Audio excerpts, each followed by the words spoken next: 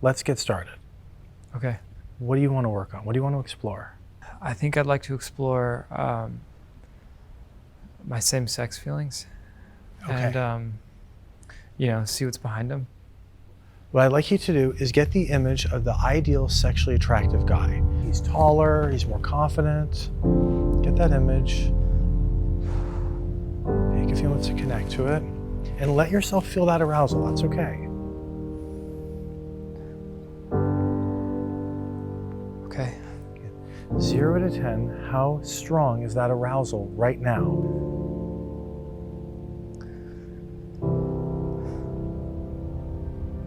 I don't know, I'd say about a 6.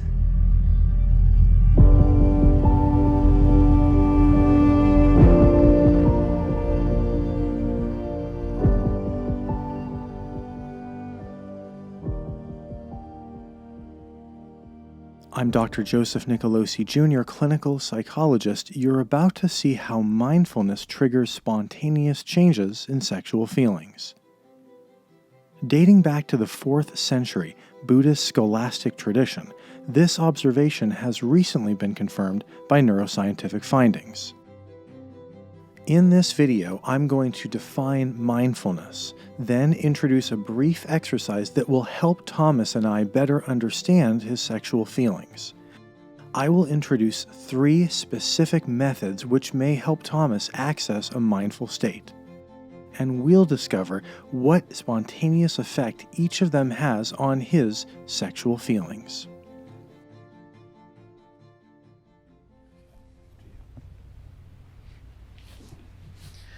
Okay, so it's good to see you, Thomas. Good to see you too. Well, I'm glad you're here. Right off the bat, something to know is that this is not the kind of approach where everyone is expected to have the same dynamics and same outcome. Everybody's different, okay? So if something I say, some suggestion or some idea doesn't work for you, reject it. That's fine. That's the nature of this work, okay? So you're in charge. You set the goals that you want to work on. Mm-hmm. Okay. Okay, good. So with that, let's get started. Okay. What do you want to work on? What do you want to explore? So for right now, Yeah. I think I'd like to explore my same-sex feelings Okay. and, see what's behind them. I've heard about how people's sexuality can shift, and I've been really curious about this topic. It's been on my mind a lot lately, and, I'm young, so I kind of figure that I owe it to myself to sort of explore this sexuality thing from all different perspectives. Before we begin, here is a brief overview of this topic. Tracing back to the 4th century Buddhist sage Vasubandhu and 5th century scholar Chandra Gomin, there exists an extensive Buddhist scholastic literature on this topic, which has also been observed within other religious traditions, such as Orthodox Jewish philosophy. We'll be focusing on mindfulness and male same-sex attractions in this video, though it is worth noting that multiple studies demonstrate how mindfulness also triggers changes in women's sexual feelings. One study examined women with predominantly heterosexual attractions, though up to 30% of the participants' attractions were same-sex attractions. When these women practiced mindfulness, they reported significant spontaneous increases in their opposite-sex attractions and decreases in their same-sex attractions, results which were further reinforced by brain scans of the participants. These changes were non-volitional, meaning the participants weren't trying to change their sexual feelings. The changes occurred on their own. This confirmed a previous study which found similar results. Remember, trying to use mindfulness to change sexual feelings or get rid of sexual feelings isn't mindfulness at all. True mindfulness means non-judgmental acceptance of our reactions, not an attempt to get rid of them. Hence, any changes in sexual feelings are the spontaneous byproduct of mindfulness, as we'll soon see with Thomas. So there's a simple exercise that we can do that will help us to explore these attractions. Okay? Okay. So here's what I'd like you to do, and I can tell you right now, what I'm about to ask you is going to be a challenge, okay? Mhm. So here's what I want you to do. I'd like you to picture and tell me about the kind of guy who would bring up the strongest attraction in you, sexual attraction. Thomas and I are about to do a quick exercise to help us understand his sexual feelings. There are several distinct patterns that men with same-sex attractions report. His pattern of attraction turns out to be the most common one I see in my clinical practice. I would definitely say like a guy who's on the taller side Taller? with stronger arms. You mind if I take notes? Yeah, sure. Okay.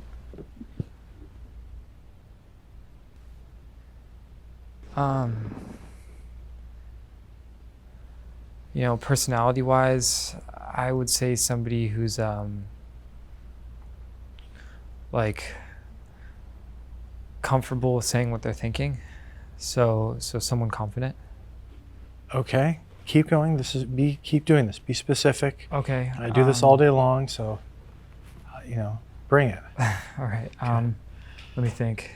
And I would say able to be comfortable in himself without the need to be too formal. Comfortable in himself without the need to be too formal. Mm-hmm. Okay, good. All right. Now let's switch gears and talk about your ideal self, the kind of man you would want to be. So a genie comes out of a bottle and says, Thomas, it's your lucky day. Anything you want, any body type, personality, what would you choose? I don't know. I mean, I'd probably say most of, if not all of the things I listed. Do you want me to go through each thing? Sure, let's go through each thing. Would you like to be shorter or taller? Taller, definitely taller. Taller. Would you like to be more or less confident? More confident. Okay. Would you like to have weaker or stronger arms? Stronger. Would you like to be more or less formal? Less. Okay, less formal and more relaxed in yourself. Yeah. Okay, all right. What do you think is the pattern here? The kind of guy you're attracted to is essentially the same as the kind of man you'd like to be. Mm-hmm. Yeah, I kind of think that's surprising. Surprising?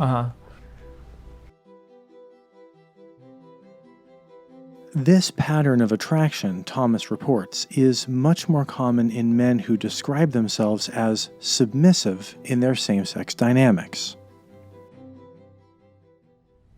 But it's not very surprising when I actually take a look at it. I think that there are inadequacies I see in myself. Things that, I wish I could be, or things that I've tried to be but I failed at.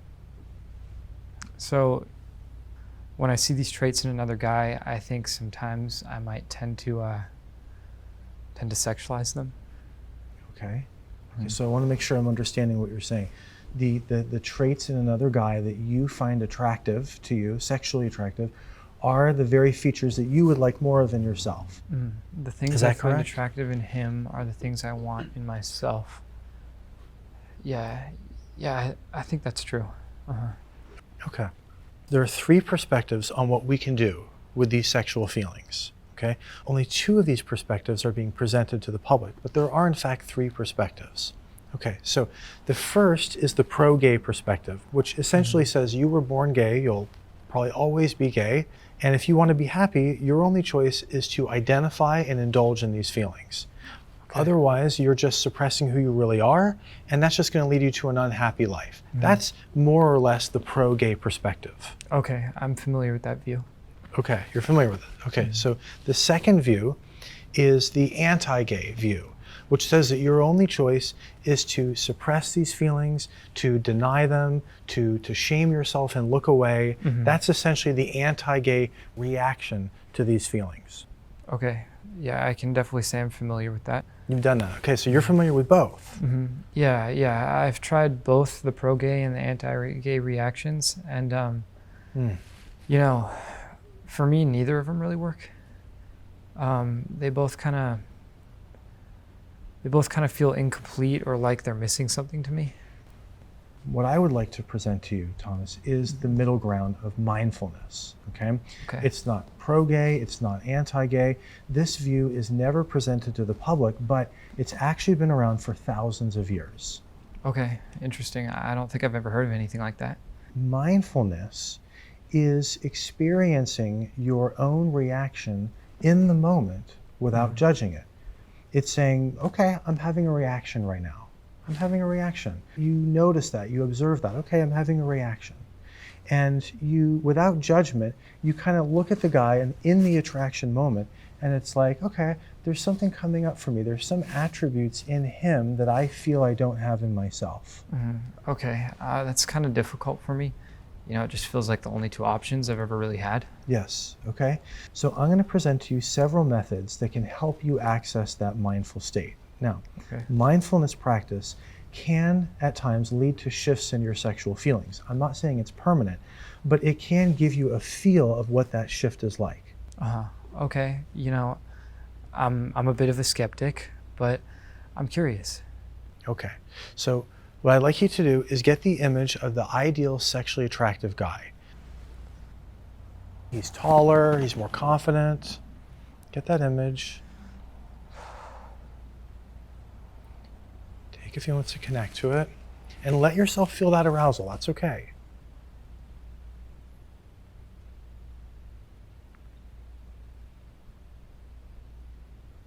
Okay. 0 to 10, how strong is that arousal right now? I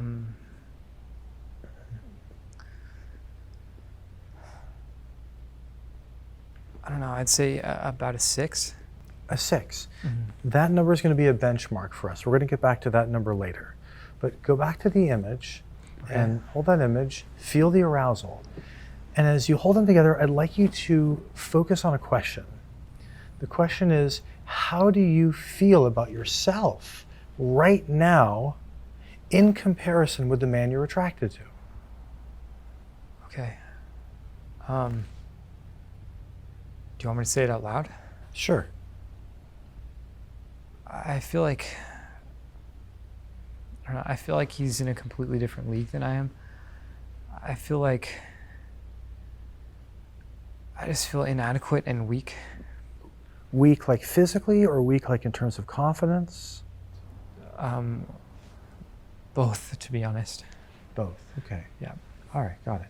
So how do you feel about the fact that you feel that inferiority weakness? I don't know. Well, I would definitely say sadness. Sadness. Right. Okay, sadness. So feel your sadness as you continue looking at that guy.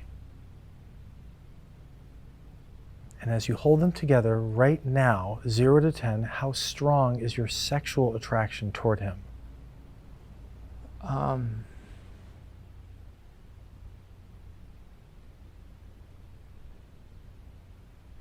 A 4. 4. Yeah. 4. Okay. From 6 to 4. So we notice a shift in your feelings all by asking one question. Okay, so here's the question to remember. I only asked you one question. How do I feel about myself right now in comparison with the man I'm attracted to? Okay, by focusing on and becoming aware of your own inner experience, that can help lead to that shift that you're experiencing right now. Yeah, right. When I feel like I start to connect to that, I can definitely feel a change. Okay, good. Thomas, how are you doing? I'm throwing a lot of information at you right now. I'm doing fine. You know, it's a lot to digest, but, you know, it's good. Okay, good. At any point, if I say something that is confusing or you disagree with, or that's fine, bring it up, that's okay. All right, Okay. Good, yeah, bring it to me. So here's the second method to help you access a mindful state in the moment of the attraction. So what I'd like you to do is I'd like you to hold the image of the guy and scan your body from head to toe. Like there's a barcode scanner going through you. From head to toe, you're scanning for sensations. You're holding the image of the man and you're scanning for sensations. Take your time. Okay. Good. Good. And from head to toe, what sensations are you aware of? Okay. I feel the arousal, you know. There's definitely that. Mm-hmm. I feel like I'm slumping in my shoulders. Mm-hmm. Like I start to collapse in my torso. Mm-hmm. My upper torso. Okay.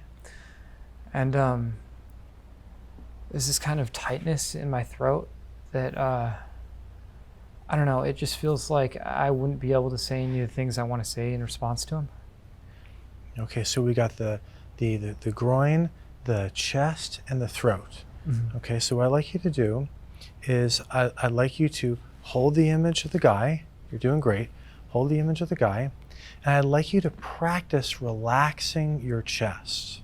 Relaxing the chest. So you can take some deep breaths, deeper, slower breaths. Keep holding the image of him. Relax the chest. That's it. Like putty, like putty, just stretching out. Mm-hmm. That's it. Holding the image, maintaining the image, and relaxing the chest.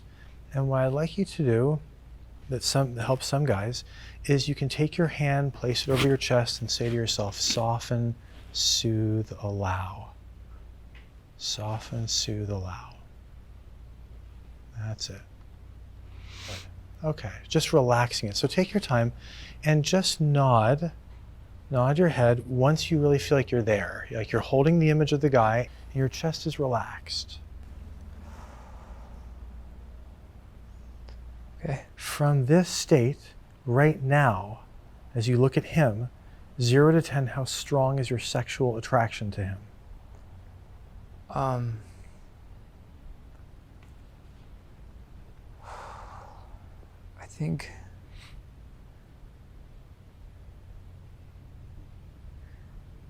I think as I'm kind of dropping down in my feelings, it feels like a 3. 3. Uh-huh. A 3.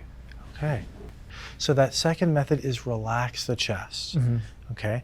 And so the purpose of that is to help you become aware of and accept your own inner experience in that arousal moment, which we can see also leads to some of that shift like you're experiencing right now. Mm-hmm. Yeah. Okay, good. Good. So Thomas, by the way, I want to check in with you. How are you feeling with me right now? I'm feeling good. You know, I feel like as you kind of help me through these exercises, a lot of the tension in my body, I can feel it leaving. Good. Good. You know? Yeah. How are you feeling about this topic too? I mean, to talk with me about it. It feels kind of almost shameful for me. Yeah. But, you know, yeah. I feel like you're helping me to open up and unfold. Okay. And as we talk about it, I kind of feel myself getting more comfortable with it.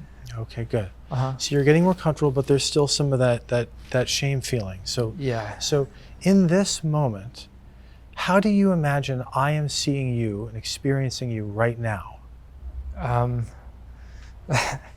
don't know. I don't know. I mean, I hope the conversation's not too awkward. Mm-hmm. Mm-hmm. What do you feel from me toward you right now? I feel like I'm getting kind of like you're like very open. I feel like I can discuss things that, you know, I've never discussed with anyone else. Okay. So open. So right now in this moment, I want you, before we go on to any other exercise or anything, just stay connected to this. You feel my openness. Mm-hmm. So see if you can just let that in for a moment. Okay. Connect to that. Feel my openness. That in this moment I'm with you. I'm open to you. I'm open to what you're talking about. Let that in. Good.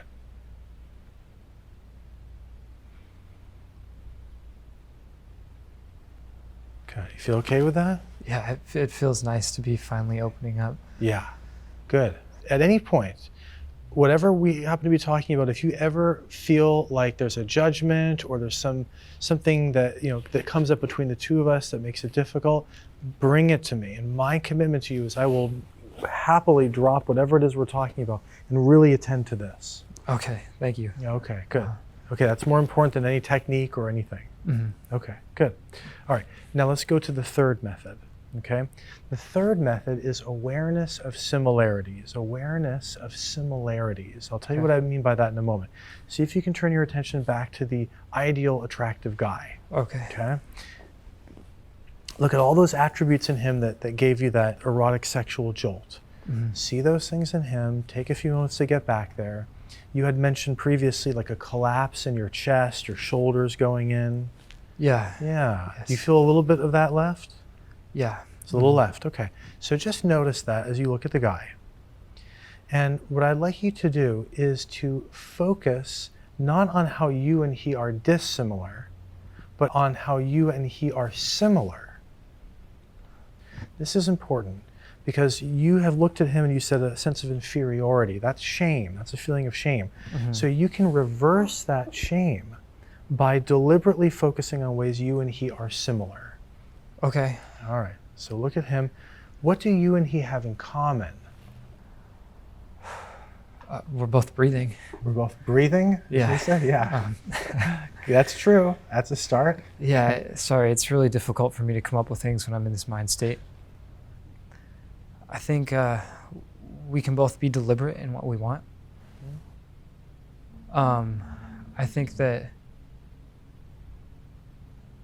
I know I can be kind of confident when I really want something. Yes. Good. Excellent. What else do you guys have in common? I don't know. I feel like we kind of have in common the fact that we're both males. We both have the biological kind of thing in Yes, common. we're both biologically males. Good. Right. Good.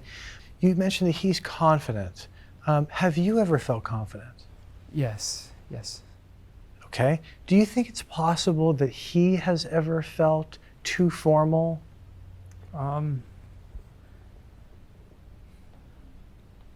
Yeah. Do you think there's ever been an emotion that he's ever experienced that you have never experienced, or vice versa? No, I don't think so. No. Okay. So you're both biologically males. Uh-huh. You both have felt confidence. You both have felt shame. There's no emotion that he's capable of that you're not, or vice versa. So look at the guy from that perspective. Mm-hmm. Hold that. And as you hold that in mind and view him from this perspective, 0 to 10, how sexually attractive is he to you right now?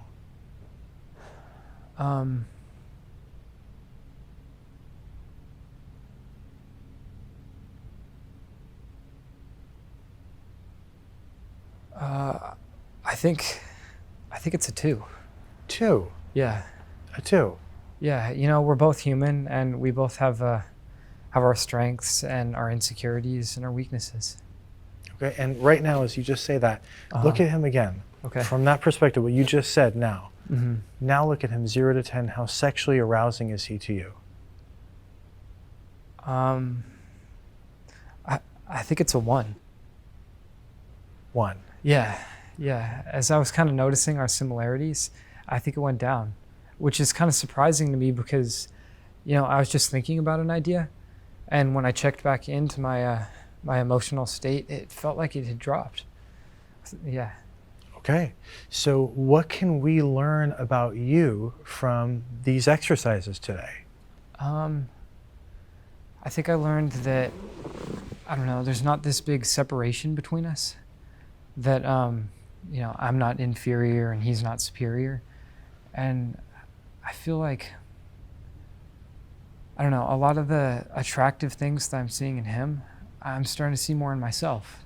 So when I look at him, it feels good, but it's just not in a sexual way right now. And there's a smile there. There's a Yeah. little smile there right now. Yeah, is that from the good feeling? You just described it being more like him? Yeah, definitely. Okay, good. So that's something for you to try on this week. So On the days in which you look at that kind of ideal guy and you go, wow, there's him and here's me, we're so different. On those days, the days in which you feel categorically separate from him, you may notice your attractions to him being stronger. And on the other days in which you look at him and you go, all right, we're not that different, we're pretty much fundamentally the same. You may notice your attractions toward him being weaker.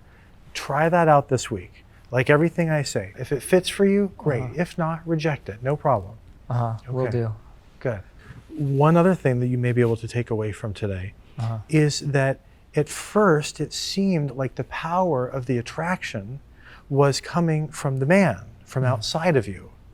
But in reality, the power of the attraction emanated from within you, from your narrative, from how you appraise yourself in comparison with the man. In other words, that he possesses fundamental attributes that you do not. When you are able to step outside of that narrative, observe the narrative itself, that often leads to the shift in the sexual feelings like you saw today. Okay. Let's review. Mindfulness is the non-judgmental acceptance of our present experience. Ancient scholars understood that mindfulness could lead to shifts in sexual feelings as a byproduct. New neuroscientific findings confirm these ancient observations. The fact that Thomas is non-judgmentally observing his own reactions in the arousal moment is the very mechanism that begins triggering shifts in his arousal. The three methods Thomas used today are: 1. He asked himself a question. How do I feel about myself right now in comparison with the man I'm attracted to? He allowed himself to notice the emotion that got activated in response to this question. 2. Relax the chest. 3. Awareness of similarities. In other words, he became aware of what he had in common with the other man. Each of the three methods can be drawn directly from the ancient Buddhist scholastic writings, namely cultivating introspective awareness, tranquility of the body, which facilitates tranquility of the mind, and finally, cultivating a mindset of equality and equanimity. These principles aren't unique to Buddhism. Other ancient traditions support these basic principles as well.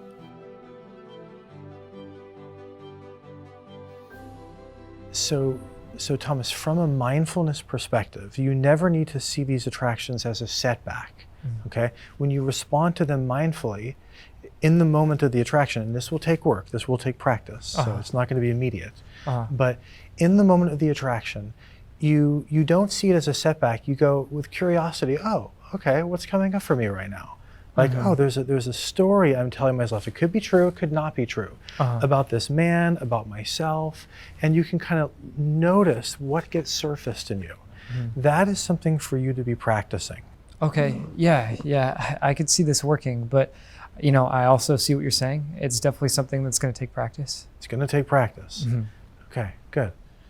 In the future, when we meet, we can work on how you said earlier, I feel weaker in terms of confidence, physically, I feel inferior. We might want to explore that. If we can identify the memories, the experiences which created that sense in you that I'm lesser, that I'm inferior, if we can identify the memories that created this, this belief in you, those may be memories that we should reprocess with an evidence-based trauma method. That's an avenue we might want to explore in the future. Okay. Yeah, I mean, that's definitely something that I could see myself trying in the future. Okay, good. One last thing for you, Thomas. You know, I'm not a guru. This is not a cookie cutter kind of approach. Okay, you're in charge. You set the goals, and you set the direction that you want for us. Thank you. Okay, good. We're a team in this. Thanks. Okay, good. Okay, Thomas. Well, thank you for coming in today. Thank you so much. This felt so powerful. Good. Yeah. Good. Next time. Thank you. Okay.